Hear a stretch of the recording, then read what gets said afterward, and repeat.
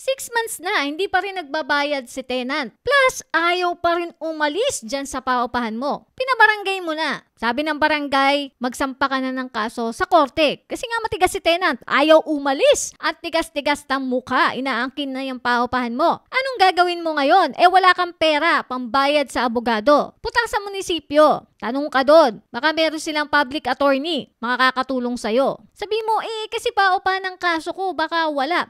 Hindi mo pa nga tinatanong. Itanong mo muna. Kumilos ka muna dyan. Pumunta ka doon, magtanong ka. Gawa ka ng paraan. Makipag-usap ka. Walang mawawala sa'yo. Lunukin mo yung pride mo. As a landlord, naiintindihan ko na ang tingin ng mga tao sa atin ay mayayaman tayo. Pero ang katotohanan, hindi naman talaga lahat ng landlord ay mayayaman. May mga landlord na saktuhan lang. Kumbaga, tanging paupahan lang ang kanilang pinagkukunan ng pagkakakitaan. May mga ganon. So, lunukin mo na yung pride mo. Tanggapin mo na yung sitwasyon mo na wala kang pera, kailangan mo ng public attorney. Ngayon, sa kakahanap mo, sure ako, makakahanap ka ng public attorney na makakatulong sa'yo. Pag nakahanap ka, sabihin mo yung problema mo at sabihin mo sa kanya na wala ka talaga kasing pambayad sa kanya. Kaya siya nga ang kinuha mo at ito yung problema, ayaw umalis ng tenant mo at natatakot ka na kasi itong tenant mo ay napakatapang. Inaangkin na yung paupahan mo. Sabihin mo yung totoo kay attorney para may paglaban ka niya sa korte. Siyempre, magpapadala si attorney ng papel dyan sa tenant mo at patatauhan na yung tenant mo na seryoso ka talagang paalisin siya dyan sa paupahan mo. At para yung tenant mo ay hindi na rin makapambiktima ng iba pang landlord. Baka mamaya kasi modus na niya yan. Tapang-tapangan siya eh. Ganyan ka landlord, huwag kang matakot sa tenant. Tandaan mo, ikaw ang may-ari ng paupahan. Hindi ka dapat matakot sa tenant. At pag pupunta ka sa paupahan mo, lagi kang may kasama. May kasama kang kapatid, kaibigan, barkada o kung sino man. Para kung ano man